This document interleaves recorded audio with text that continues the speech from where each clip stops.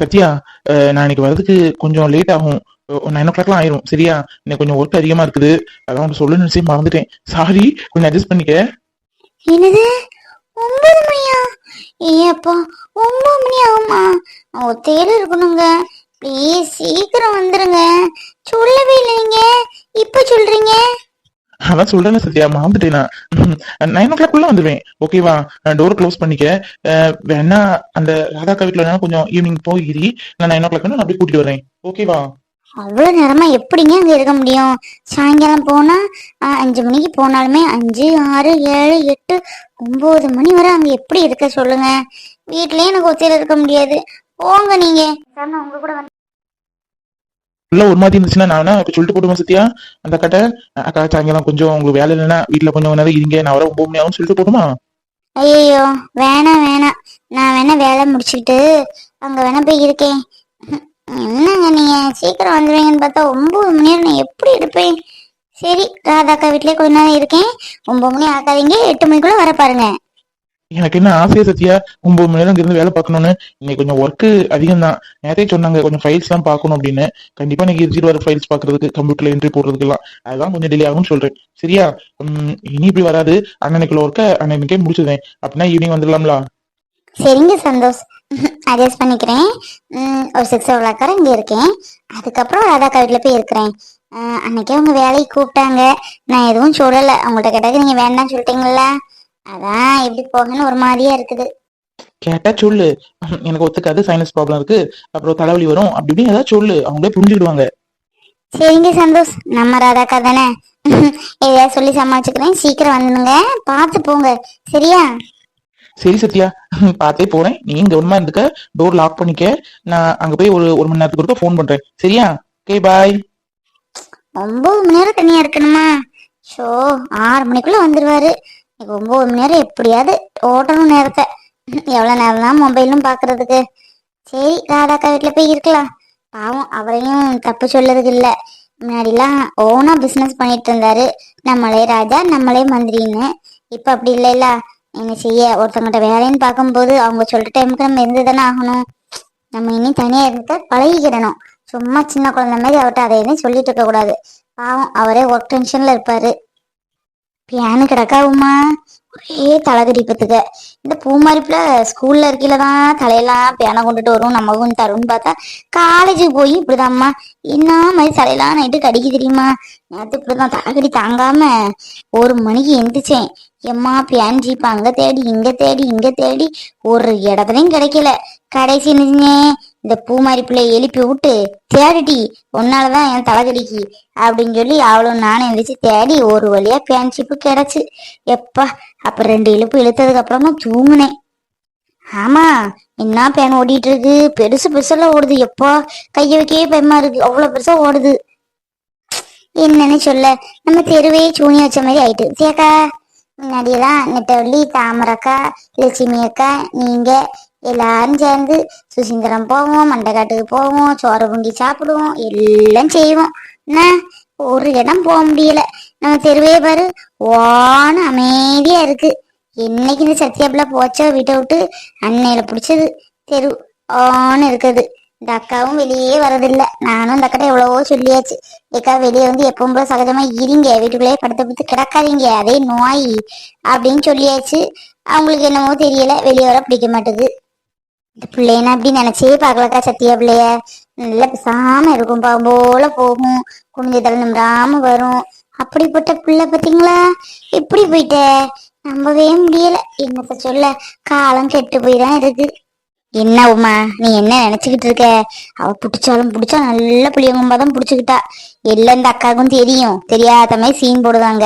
எல்லாம் தெரியும், தெரியாம இருக்குங்க. சும்மா ஒரு சமஞ்ச பிள்ளைய ஊர் ஊரா கூட்டிட்டு போய் தெரிஞ்சா எப்படி? கல்யாணம் ஒண்ணு போயிருவாங்க, காது குத்துன்னு போயிருவாங்க, நிச்சயம்னு போயிருவாங்க, அங்க மாடு பிள்ளை பத்திருக்குன்னு போடுவாங்க. எம்மா, ஒரு விஷயம் விடாம அந்த பிள்ளையும் கூட்டு அங்கடி இங்கடி நடந்தா இன்னும் அந்த பிள்ளை என்ன செய்யும்? இப்படிதான் போகும். அந்த அக்காவும் லேசப்பட்டவங்க இல்ல, நல்ல வசதியான இடங்கள்லாம் அந்த பேசாம வீட்டுக்குள்ளேயே படுத்து படுத்து கிடக்காங்க. இதே ஒரு பாவப்பட்ட பையனை பார்த்து இந்த பேருந்து இருப்பாங்களா? உடனே போலீஸ் ஸ்டேஷன் கம்ப்ளைண்ட் கொடுத்து, என் மகா எங்க இருக்கு, அப்படி இப்படி ஆனா பூனை சேனேன்னு கம்ப்ளைண்ட் கொடுத்துருப்பாங்க. என்ன நான் சொல்லுது, நீ வேணா பாரேன். அந்த பிள்ளை ஒரு நாள் வரதான் போகுது. இந்த அக்கா கூப்பிட்டு வச்சு இருத்தி பாடு பேசிட்டு இருக்கதான் போறாங்க எப்பவும் போல. ஏக்கா நீங்க சொல்லது சரியா இருந்தாலும் என்ன இருந்தாலும் மகால்ல ஒரு நாள் பார்த்தா பேசிதானே ஆகணும். நல்லா இருந்தா நமக்கு சந்தோஷம் தான். நல்ல பெரிய இடமா தான் போயிருக்கா. ஆனா என்ன ஒண்ணு, அந்த பையன் வீட்லயும் அந்த இவங்க வந்து எங்க போனாங்கன்னு தெரியாதான். இந்த அக்காவுக்கும் தெரியல. ரெண்டு எங்கதான் போச்சோ தெரியல. ஒரு போனாவது பெரிய தாய்க்கு போன் பண்ணியாவது பேசலாம்ல. பாவம் அந்த அக்கா நினைக்கும்போது எனக்கு ரொம்ப வருத்தமா இருக்கு. நம்ம பிள்ளைகளுக்கு எல்லாம் சீக்கிரம் கல்யாணத்தை பண்ணி வச்சிடணும்க்கா. உமா அந்த பிள்ளைகளும் கண்டிஷனா வச்சுக்கணும் பாத்துக்க. சும்மா காட்டுலயும் மேட்லயும் அவுத்து விட்ட மாதிரி அவுத்து விடக்கூடாது. இந்த என் பிள்ளைல நான் கண்டிஷனா வச்சிருப்பேன். அவ பேக்கெல்லாம் திறந்து பாப்பேன் நைட்டு தூங்கும் போது ஏதாவது வச்சிருக்காளா என்ன ஏதுன்னு. நம்ம பிள்ளைல நம்ம தான் பாத்துக்கிடணும். அதுகளுக்கு என்ன தெரியும், எங்கேயாவது குப்பை குழியில போய் விழுந்துட்டா. இந்த சத்தியா இருந்தா பணக்கார இடமா போயிட்டா. நம்ம பிள்ளைகளு எதுவும் குப்பை குழியில போய் விழுந்துடக்கூடாதுல்ல. ஷே, காலையில இருந்து ஒரு மீன்காரங்க கூட வர மாட்டேங்காங்க. மீன் வச்சு எத்தனை நாள் ஆச்சு? 2-3 நாள் ஆயிட்டு. மீன் வச்சு சாப்பிடலான்னா ஏக்கா இங்க ஏதாவது மீன் கறி எதுவும் போனாங்களா? நாங்களும் மீன்காரங்களுக்கு வேண்டிதான் உட்காந்துருக்கோம். யாராவது வருவா வாங்கலான்னு. எம்மா மீன் திங்காம நாக்கெல்லாம் சேர்த்து சுண்ணம்பா போச்சு. சனிக்கிழமை மீன் வாங்கலான்னு பார்த்தா ஒரு கல்யாண வீடுன்னு போயிட்டேன். அதனால மீன் வாங்கலையா. இந்த ஞாயிற்றுக்கிழமை சிக்கன் வாங்கல, மட்டனும் வாங்கல, மீனும் இல்ல. எப்பா என்னை தேவை வச்சு தின்ன மாதிரி தின்னாச்சு. இன்னைக்கு மீனை பார்க்கல நான் செத்தே போவேன். நானும் மீன் வாங்குறதுக்கு வந்து இங்க உட்காந்துருக்கேன். இங்க வா, இதுல உட்காரு. யாராவது இப்ப கொண்டு வருவா, வாங்கி போய் கறி வைக்கலாம்னு உட்காந்துருக்கோம். இந்த மீன் வாங்கினாதான் அன்னைக்கு நாளே என்னமோ நல்ல நாளா விடிஞ்ச மாதிரி இருக்குக்கா. இந்த மீன் கறி வச்சு தின்னாலே மனமா இருக்கும். கொஞ்சம் கிழங்கும் வாங்கி மீனும் வச்சு தின்னோன்னு வையன், அப்பா அமிர்தமா இருக்கும். என் அத்திட்ட மீன் போய் கடையில போய் வாங்கிட்டு வரனா அவ போக மாட்டுக்கா. வீட்டுக்குள்ளேயே உட்காந்துருக்காமா சமைச்ச பிள்ளை மாதிரி. நானாவது போலான்னா பைசாவும் தர மாட்டுக்கா. நம்ம கையில இருந்த பைசா இருக்க வச்சு சொல்லு. ஆமா நெட்டவலி, நமக்கும் அதேதான். எம்மா நம்ம வாரி வச்சு திங்க போறது இல்ல. ஒரு துண்டு மீன் இருந்தாலும் மனமா இருக்குமா. அந்த மனத்திலேயே ஒரு தட்டு சோறு தின்னுடலாம். இல்ல லட்சுமி அக்கா வீட்டுக்கு அதான் பேசிக்கிட்டு இருக்கோம். ஆமா லட்சுமி அக்கா வீட்டுக்கு எதுவும் போனியா? நானும் போனதெல்லாம் படுத்து படுத்து கிடக்காங்கம்மா. சொல்லியாச்சு என் மக போயாச்சு, அதுக்கு என்ன செய்ய முடியும். பேசாட்டு உள்ள வேலையை பாருங்க அப்படின்னா அவங்க ஒரே படுக்கதான். நீ போனியா பாத்தியா? ஏன் லட்சுமி அக்கா வீட்டுக்கு என்ன? அவங்க வீட்டுக்கு அன்னை கூட போனேன்னு. நீ வேணா பாரு, குடி சீக்கிரமே சத்தியா வரதான் போறா. அவங்க எல்லாம் ஒண்ணு சேர போறாங்க தெரியாதா? இந்தா முந்தானத்துதான் சத்தியாக்கு மாமியாரு வீடு தெரியாம அங்கிட்டு லாஞ்சிட்டு இருந்துச்சு. நான் எனக்கு தெரியும் வாங்கி கூட்டு கொண்டு விட்டுட்டோம்ல. அப்புறம் அவங்க சம்மந்தியும் பேசிக்கிட்டாங்க வச்சுக்கிட்டாங்க. தெரியும் போல சத்தியார் கூடிய இடம். எப்படியா நேயமா ஒரு வாரம் இல்ல 10 நாளைக்குள்ள வந்துருவா. நம்ம தெரு மறுபடியும் கலகலன்னா இருக்க போகுது. என்ன நீ என்ன பாரு, சத்தியா மாதிரி பெரிய இடத்துக்கு போயிட்டா. அவளை அடிக்கடி பாக்கூடிய சாக்கிலேயே போய் நல்ல நல்ல ஐட்டமா வெரைட்டி வெரைட்டியா சாப்பிட்டு வரலாம். சத்தியாவுமா நான் சொன்னோம்ல, நீதான் நம்பல என்னைய. பாரு அவங்க எல்லாம் ஒண்ணுக்குள்ள ஒன்னாதான் இருக்காங்களாம். கூடிய சீக்கிரம் அந்த சத்தியா வந்துருவா பேரு. புடிச்சாலும் புடிச்சா நல்ல புள்ளியங்கம்மா புடிச்சுக்கிட்டா. புளியங்கம்பா பிடிச்சாலோ வேப்பங்கம்பா பிடிச்சாலோ எப்பா மீன்கார பாட்டி வந்துட்டாங்க. வா மீனை வாங்குவோம் முதல்ல. ஏ பாட்டி என்ன மீன் என்ன மீன்லாம் கொண்டு வந்திருக்கீங்க? உங்களுக்குன்னே இவ்வளவு நேரம் அங்க உட்காந்துருக்கோம். ஏன் இவ்வளவு நேரம் ஆச்சு? அப்பதே கொண்டு வரலாம்ல. நாங்க கறி புளி வைக்க வேண்டாமாக்கும். ஏமா நல்ல கரம்படி மீன், ஆள் இருக்கு, தோலி இருக்கு, அப்புறம் நல்ல பச்சை சாலை இருக்கு.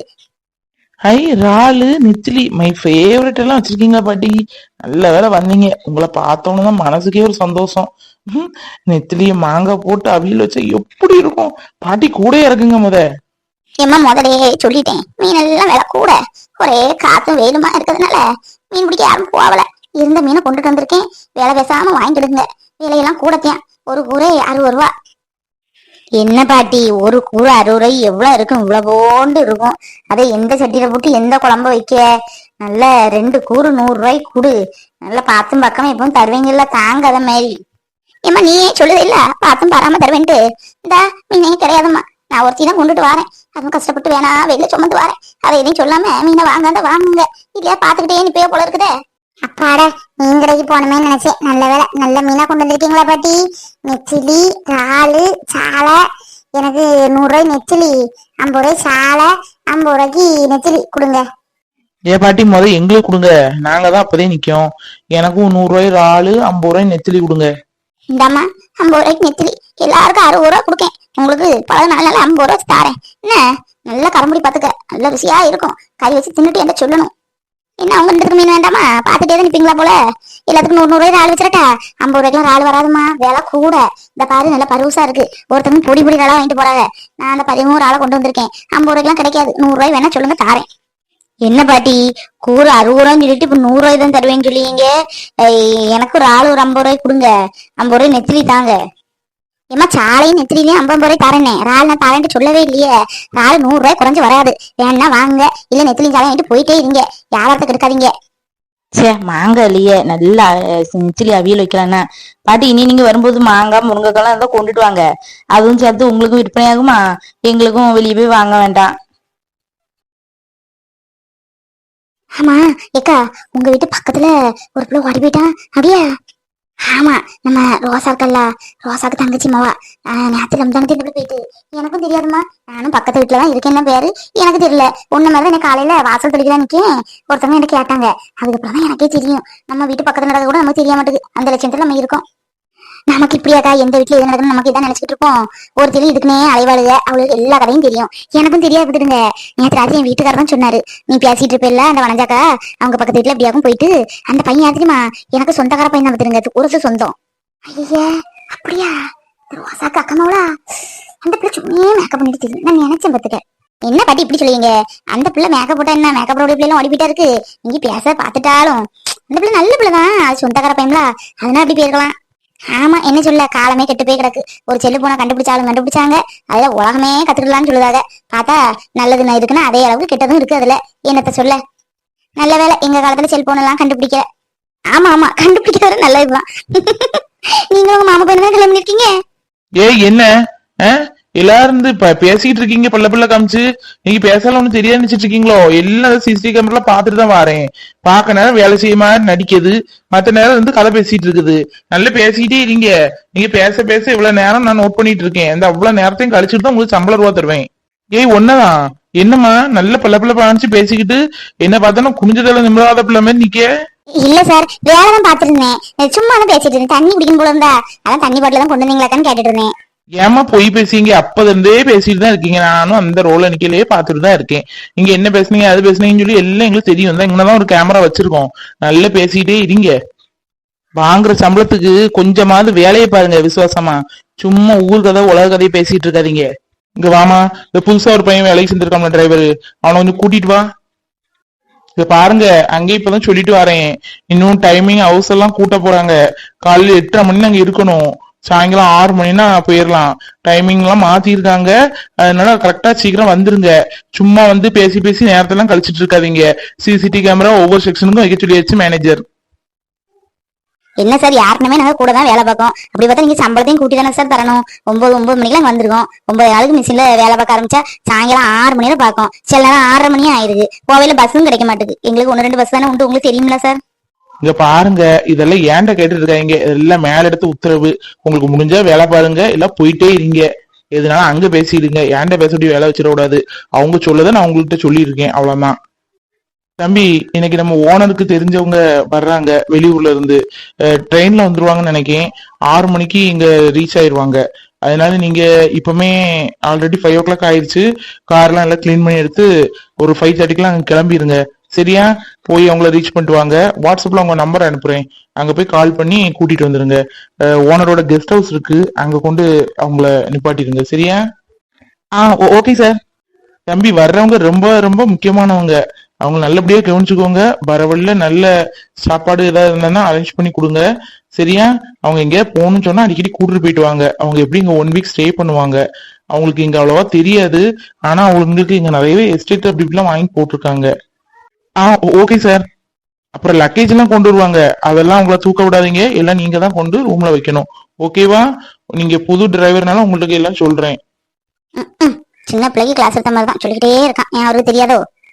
ஓகே தம்பி, நீங்க போலாம். அவங்கள சேஃபா கொண்டு கெஸ்ட் ஹவுஸ்ல சேர்த்துருங்க. சரியா?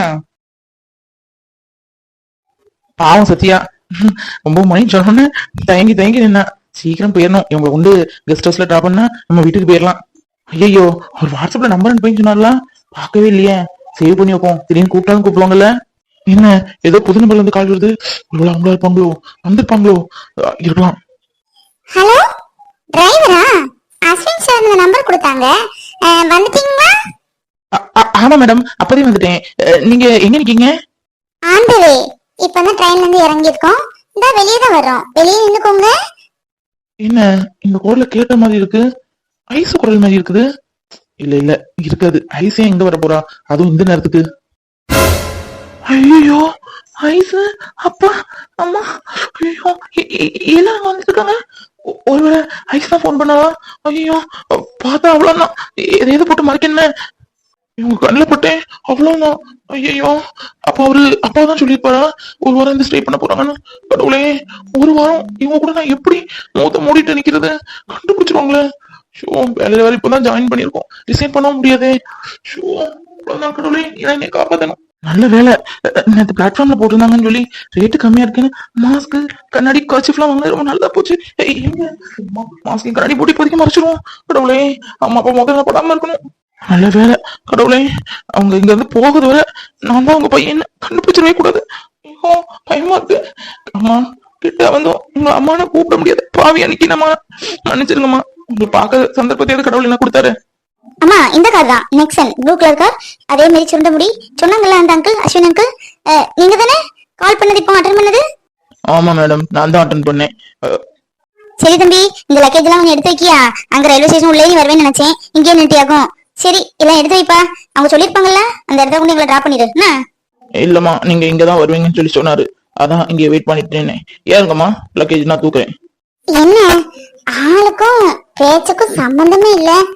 ஆளை பார்த்தா சின்ன பையன் மாதிரி தெரியுது, குரலை பார்த்தா 60 வயசுக்காரன் குரல் மாதிரி இருக்குது. சரி, நமக்கு என்ன? என்னங்க இங்கேயே மோத தூக்கி வச்சுக்கிட்டே இருக்காங்க? அங்கதான் ஊர்ல தான் அப்படி இருந்தீங்கன்னு சொல்லிதான் இங்க ரிலாக்ஸ் பண்ணணும்னு சொல்லி தான் டாக்டர் சொன்னா கூட்டிட்டு வந்திருக்கு. இங்கேயாவது கொஞ்சம் ஒழுங்கா ஃப்ரீ மைண்டா இருங்க. சும்மா மகனை பத்தி யோசிச்சுட்டே இருக்காதீங்க. இந்த நீங்க தான் யோசிச்சுட்டு இருக்கீங்க. அவனுக்கு உங்களை பத்தி நினைப்பு இருந்தா ஒரு ஃபோன் பண்ணி என்னன்னு கேட்டுக்க மாட்டான்? என்ன மோத்த பாக்கட்டா என்ன, ஒரு ஃபோன் பண்ணி குரலை கேட்கறதுமா முடியாது? அப்படி இருக்கு நம்ம பெத்த பிள்ளை. பேசாம இருங்க, நம்ம இங்க இருந்து போகும்போது பீஸ்ஃபுல்லா போகணும். புரிஞ்சுதா? நீ அசால்ட்டா சொல்லிட்ட, என்னால முடியலையே. அவன் நினைப்பா இருக்குது, என்ன செய்யணும் எதை செய்யணும் தெரியல. அவன் போறதுக்கு 2 நாள் முன்னாடி கூட சொன்னான், எப்ப என்ன கல்யாணம் பண்ணி வைங்கப்பா, நான் அந்த பிள்ளைய தான் கல்யாணம் பண்ணுவேன். அதுதான் என் காதுல ஒழிச்சுக்கிட்டே இருக்கு. நான் தான் என்னால என் பிள்ளை போயிட்டான்.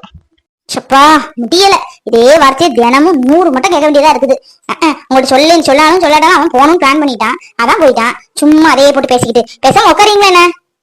ஐயோ பாவம், அப்பா நம்மளால எவ்வளவு தூரம் மைண்ட் பாதிச்சு போயிருக்காரு. பாவம், ஒரு யாருமே ஹார்ட் பேஷண்ட் வர. அப்பா மன்னிச்சிருங்கப்பா, என்கிட்ட இருந்தோம் உங்கள்கிட்ட பேச முடியாது. பாவி எனக்கு என்ன தம்பி, நல்ல ஹோட்டலா பார்த்து நிப்பாட்டுங்க, சாப்பிட்டுட்டே போயிடலாம். ஹில் ஸ்டேஷன் எல்லாம் இங்கெல்லாம் டைமிங் தான், அப்புறம் க்ளோஸ் பண்ணிடுவாங்க. நம்ம போறதுக்குள்ள 8 மணி ஆயிரும், நம்ம நாளைக்கு மேல ஏறி. நல்ல ஹோட்டலா இருந்தா பாருங்க தம்பி, சாப்பிட்டு எல்லாம் சேர்ந்து சாப்பிட்டு போயிடலாம். சரிங்கம்மா, நல்ல ஹோட்டலா இருந்தா நிப்பாடுறேன். அங்க ஒரு ஹோட்டல் இருக்குது. நீ என்னப்பா, உன் குரலே வித்தியாசமா இருக்குது. உன் உருவத்துக்கும் குரலுக்கும் சம்பந்தமே இல்லையே. ஆளை பார்த்தா சின்ன பையனா தெரியுத. என் பையனுக்கு வயசு இருக்கும், ஆனா குரலை பார்த்தா 60 வயசு கிழவனுக்கு குரல் மாதிரி இருக்குது. என்ன தொண்டையில ஏதாவது ஆபரேஷன் பண்ணிட்டியா? இதா இல்லதே எந்த முழுங்கிட்டியா? இல்லங்கம்மா, பிறவி வாய்ஸ் இப்படிதான் இருக்கும்.